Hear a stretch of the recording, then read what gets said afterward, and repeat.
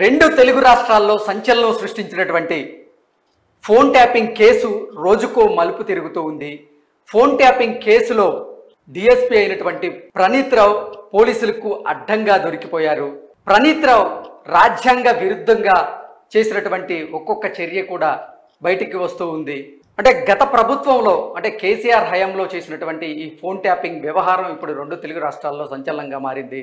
గతంలో ఉన్నటువంటి ప్రతిపక్ష నాయకుల మీద, అలాగే బీఆర్ఎస్లో ఉన్నటువంటి అసంతృప్త నేతలు ఎవరైతే ఉన్నారో వారి మీద, వారి భార్యల మీద కూడా ప్రణీత్ రావు ఫోన్ ట్యాపింగ్ చేసినట్లుగా మనకైతే సమాచారం అందుతోంది.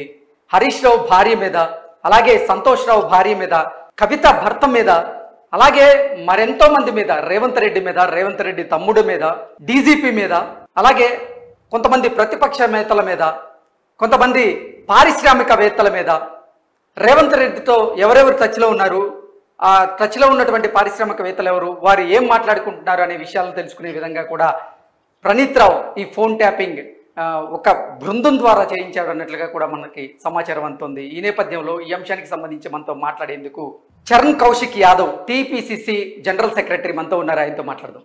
చరణ్ గారు హాయ్ అండి. చరణ్ గారు, ప్రణీత్ రావు గారు చేసినటువంటి రాజ్యాంగ విరుద్ధమైనటువంటి చర్యలు ఒక్కొక్కటి బయటపడుతూ ఉన్నాయి. ఫోన్ ట్యాపింగ్ వ్యవహారం రెండు తెలుగు రాష్ట్రాల్లో సంచలనంగా మారింది. అయితే ఈ ఫోన్ ట్యాపింగ్ వ్యవహారంలో ఒక్కొక్క నిజాలు బయటపడుతూ ఉన్నాయి. ప్రతిపక్ష నేతలతో పాటుగా బీఆర్ఎస్లోనే ఉన్నటువంటి కొంతమంది నేతల ఫోన్లు ట్యాప్ చేసినట్లుగా, వాళ్ళ భార్యల ఫోన్లు కూడా ట్యాప్ చేసినట్లుగా, అలాగే డీజీపీది, రేవంత్ రెడ్డిది, వాళ్ళ తమ్ముడిది, వాళ్ళ కుటుంబ సభ్యుల మీద కూడా ఫోన్ ట్యాపింగ్ చేసినట్లుగా కూడా సమాచారం అయితే అందుతోంది. దీని మీద మీ స్పందన ఏంటి? ప్రణీత్ రావు ఎవరి ట్యాపింగ్ చేసినా, అంటే ఏ వ్యక్తిది ట్యాపింగ్ చేసినా అది చట్ట విరుద్ధం అనేది చాలా స్పష్టం.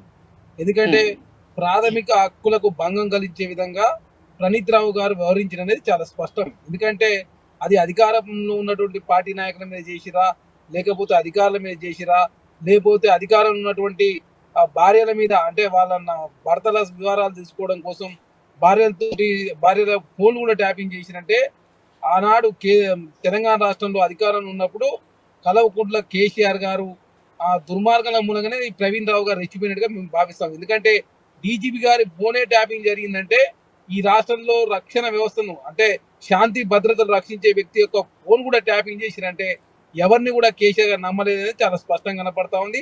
ప్రణీత్ రావు గారే చేసిరా, వీరి వెనకాల ఉండి ఇంకా ఎవరెవరు చేపించారనే విషయాలు కూడా, ఇంకా వాస్తవ విషయాలు బయటకు రావాల్సిన అవసరం ఉంది. అదే కాకుండా చట్టాన్ని చేతిలో తీసుకొని ప్రణీత్ రావు గారి ఫోన్ ట్యాపింగ్ పాల్పడడం అయితే చాలా దుర్మార్గమైన చర్యగా మేము భావిస్తా ఉన్నాం. అది ప్రతిపక్ష నాయకుల మీద చేసినా, అధికార పక్ష నాయకుల మీద చేసినా, లేకపోతే అధికారుల మీద చేసినా కూడా దాన్ని చట్టవిరుద్ధంగా భావించాల్సిన అవసరం ఉంది. ఎందుకంటే ప్రతి ఒక్క వ్యక్తికి వ్యక్తిగత గోప్యత అవసరం అని చెప్పేసి మనకు రాజ్యాంగంలో మనకు హక్కులు కల్పించినప్పుడు ఆ హక్కులను కాలదోకి దానిలో భాగంగా ఆనాడు కేసీఆర్ గారు వ్యవహరించినది చాలా స్పష్టంగా కనపడతా ఉంది. కాబట్టి ప్రణీత్ రావు గారు వెనుక ఎవరు అనేది విషయాలు ఇంకా పూర్తి వివరాలు వస్తే ఇంకా బాగుంటుందని చెప్పేసి మేము భావిస్తాం. చరణ్ కౌశిక్ యాదవ్ గారు, కొంతమంది జర్నలిస్టులతో పాటుగా కొంతమంది బడా పారిశ్రామికవేత్తల ఫోన్లు ట్యాప్ చేశారు. అలాగే జర్నలిస్టులతో పాటుగా ఎంతోమంది అధికారుల ఫోన్లు కూడా ట్యాప్ చేసినట్లుగా తెలుస్తూ ఉంది. ఏంటి ఈ చర్యను అసలు ఎలా చూడొచ్చు?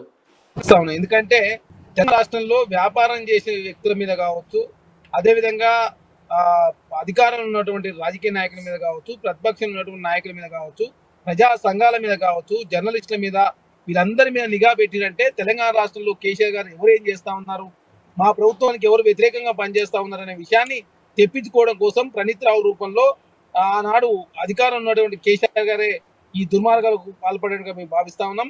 ఏది ఏమైనప్పటికీ కూడా మేము కాంగ్రెస్ పార్టీగా తెలంగాణ రాష్ట్రం మాది ప్రజాప్రభుత్వం ఉంది. ప్రజాప్రభుత్వం మేము తీవ్రంగా ఖండిస్తాం. ఎందుకంటే ప్రజాస్వామ్యంలో ప్రజల హక్కులను కాపాడాల్సిన ఒక వ్యక్తి ఆనాడు 10 సంవత్సరాల కాలంలో తెలంగాణ రాష్ట్రంలో ఏ విధంగా అధికారాన్ని అడ్డం పెట్టుకొని కల్వకుంట్ల కుటుంబం పెట్టేగిపోయిందనేది చాలా స్పష్టంగా కనపడతా ఉంది. ఏదేమైనా కూడా న్యాయ విచారణ జరగాల్సిన అవసరం ఉంది. ప్రణీత్ రావు వెనుక ఎవరున్నారనే విషయాలు, ఎవరున్నారనే వాస్తవ విషయాలు బయటకు వచ్చినప్పుడు మాత్రమే ప్రజలకు వాస్తవ విషయాలు తెలిస్తే, ప్రజల వాస్తవ విషయాలు తెలిసినప్పుడు గతంలో 10 సంవత్సరాల కాలం పాటు తెలంగాణ రాష్ట్రం ఎంత నిర్బంధాలు కొనసాగిందనే విషయం దేశ ప్రజలకు, రాష్ట్ర ప్రజలకు తెలియాల్సిన అవసరం ఉంది. కాబట్టి కేసీఆర్ గారు తీసుకున్నటువంటి ఈ అసమర్థ నిర్ణయాల మూలంగా తెలంగాణ రాష్ట్రంలో రాజకీయాలను కలుషితం చేస్తూ, అదేవిధంగా మూడోసారి అధికారం రావడం కోసం ఇట్లాంటి దుర్మార్గాలకు పాల్పడడం మేము భావిస్తాం. ఓకే, చరణ్ కౌశిక్ యాదవ్ గారు, ఈ ప్రణీత్ రావు గారి వ్యవహారంలో కాంగ్రెస్ పార్టీకి సంబంధించినటువంటి నేతలే ఎక్కువ మంది బాధితులుగా ఉన్నట్టున్నారు. ఎస్, నేను చెప్తా ఉన్నాను కదా, కాంగ్రెస్ పార్టీ ఆనాడు తెలంగాణ రాష్ట్రంలో భారతీయ జనతా పార్టీ అదేవిధంగా బీఆర్ఎస్ పార్టీ మీద ఆనాడు కాంగ్రెస్ పార్టీ పోరాటం చేసిన మాట వాస్తవం. కేంద్రంలో నరేంద్ర మోడీ గారు ఇట్లాంటి విధానాలను పాల్పడుతూ దేశంలో మూడవసారి అధికారం రావాలని చెప్పి వారు కలలు కంటా ఉన్నారు. తెలంగాణ రాష్ట్రంలో కేసీఆర్ గారు 10 సంవత్సరాల కాలం పాటు అప్పటికే అధికారంలో ఉండి నిర్బంధాలు కొనసాగించడంతో తెలంగాణ రాష్ట్రంలో ఉన్నట్టు ప్రజలంతా కూడా కేసీఆర్ గారి ప్రభుత్వాన్ని చిదరించుకునే పరిస్థితిలో ఎవరేం చేస్తున్నారు, ఏ విధంగా నా ప్రభుత్వం మీద అంటే ప్రజల నుంచి వచ్చే స్పందన ఏ విధంగా ఉంది, రాజకీయ నాయకులు ఏ పార్టీలో పోతా ఉన్నారు, అదేవిధంగా ప్రతిపక్ష పార్టీలు నా మీద ఎలాంటి పోరాటం చేస్తా ఉన్నారు, ప్రతిపక్ష పార్టీలకు సహకరించే వ్యాపారులు ఎవరని చెప్పేసి ఇవన్నీ తెలుసుకోవడం కోసమే ఆనాడు ప్రణీత్ రావు గారిని అడ్డం పెట్టుకొని ఆ ప్రతిపక్షాలను నిర్వీర్యం చేసే ప్రయత్నం కేసీఆర్ గారు చేసినట్టుగా మేము భావిస్తా ఉన్నాం. ఏదేమైనప్పుడు కూడా తెలంగాణ రాష్ట్రంలో ప్రజాప్రభుత్వం ఉంది కాబట్టి ప్రణీత్ రావు గారు ఇంకా ఏ దుర్మార్గాల పాల్పడిన విషయాన్ని కూడా తెలంగాణ రాష్ట్రంలో కాంగ్రెస్ ప్రభుత్వం ఖచ్చితంగా బయట పెడతాదని చెప్పేసి మేము భావిస్తా ఉన్నాం. ఖచ్చితంగా చట్టం ప్రకారం చర్యలు ఎవరు తప్పు చేసినా కూడా చర్యలు తీసుకోవడానికి తెలంగాణ రాష్ట్రంలో ఎలా బయట పెడతారు? ఇప్పటికే సాక్ష్యాధారాలన్నింటినీ కూడా మాయం చేశారు అనేటువంటి కొన్ని వార్తలు వస్తూ ఉన్నాయి. ఈ నేపథ్యంలో ఆయన చేసినటువంటి ఇటువంటి నేరాలన్నీ కూడా ఎలా బయట పెడతారు కాంగ్రెస్ పార్టీ అంటే ఏం చెప్తారు? దేనికైనా సాక్ష్యాధారాలు మాయం చేసినప్పుడు కూడా ఆ సాక్ష్యాధారాలను ఏ విధంగా వెలికి తీయాలని చెప్పేసి ఒక పద్ధతి ఉంటుంది.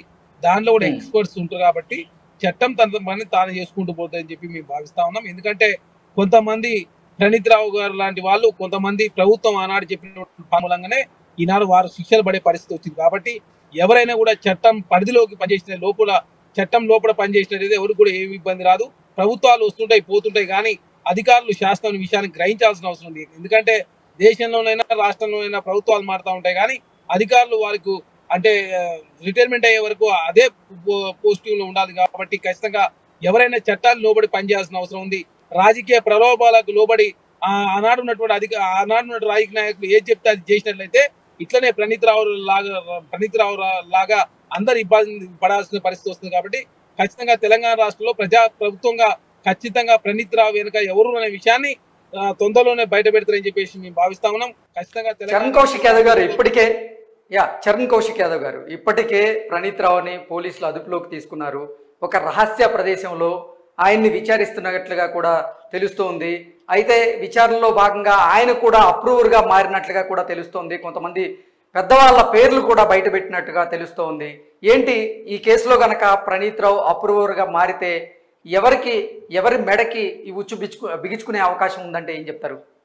అంటే వాస్తవంగా ఇదనేది చాలా పెద్ద క్రిమినల్ చర్య. ఎందుకంటే ఇట్లాంటి వ్యవహారాన్ని ఎవరు కూడా భారతదేశంలో కావచ్చు తెలంగాణ రాష్ట్రంలో కావచ్చు ఎవరు కూడా ఇట్లాంటి చర్యలు ఎవరు కూడా ఎంకరేజ్ చేసే పరిస్థితిలో తెలంగాణ రాష్ట్రంలో కాంగ్రెస్ ప్రభుత్వం ఉండదు.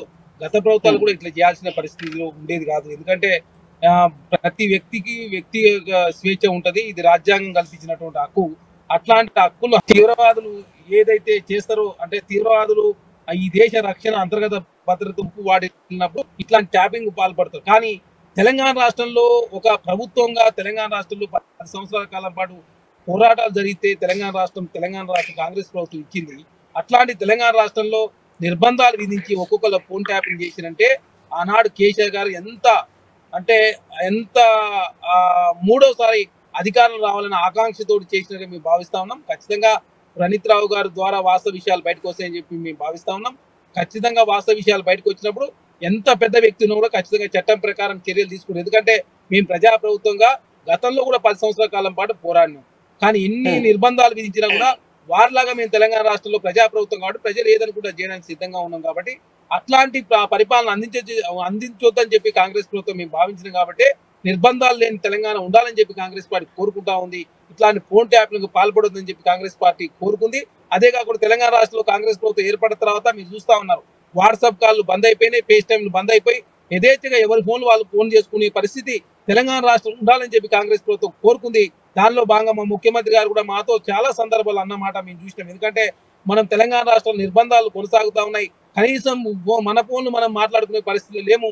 ఫేస్ టైం వాట్సాప్ మీద ఆధారపడే పరిస్థితి ఉన్నదంటే తెలంగాణ రాష్ట్ర నిర్బంధాలు ఉన్నాయని చెప్పేసి ఆనాడు టీఆర్ఎస్ పార్టీ మీద పోరాటం చేసేటప్పుడు మా ముఖ్యమంత్రి గారు ఆనాడు సందర్భంగా చెప్పిన సందర్భం మేము చూసినాం. కాబట్టి తెలంగాణ రాష్ట్రంలో ప్రజలు కోరుకున్న మా ముఖ్యమంత్రి అయింది. కాబట్టి రేవంత్ రెడ్డి గారి ప్రభుత్వం తెలంగాణ రాష్ట్రం ఏర్పడిన తర్వాత ఫేస్ టైంలు వాట్సాప్ బంద్ అయినాయి. అదే కాకుండా నిర్బంధాలు ఉండొద్దని చెప్పి కాంగ్రెస్ పార్టీ కోరుకుంది. కాబట్టి ఇందిరా పార్క్ దగ్గర ధర్నాలు చేసుకోవాలని చెప్పి కాంగ్రెస్ పార్టీ ఇందిరా పార్క్ దగ్గర పర్మిషన్ ఇవ్వడం జరిగింది. దానిలో భాగంగా మొన్ననే కల్వకుంట్ల కవిత గారు కూడా ధర్నా చేసుకున్న సందర్భం మనం చూసినాం. కాబట్టి తెలంగాణ రాష్ట్రంలో గత ప్రభుత్వం చేసినటువంటి తప్పులన్నీ కూడా తీసే దానిలో కాంగ్రెస్ ప్రభుత్వం వెనకపోదు. ఎందుకంటే చట్టం తన పని తాను చేస్తున్న దానిలో కాంగ్రెస్ పార్టీ కాంగ్రెస్ ప్రభుత్వం ముందుంటది. ఎందుకంటే చట్టానికి ఫ్రీడమ్ ఇచ్చిందే కాంగ్రెస్ పార్టీ, చట్టం ఉండాలని చెప్పి కోరుకునేదే కాంగ్రెస్ పార్టీ. కాబట్టి తెలంగాణ రాష్ట్రంలో కాంగ్రెస్ ప్రభుత్వం ఖచ్చితంగా ఈ ప్రణీత్ రావు వెనుక ఎవరున్నా కూడా వారి మీద చర్యలు తీసుకునే దానిలో ఎట్టి పరిస్థితుల్లో కాంగ్రెస్ ప్రభుత్వం వెనుకపోదు. ఓకే కౌశిక్ గారు, థ్యాంక్ యూ సో మచ్ అండి. Thank you.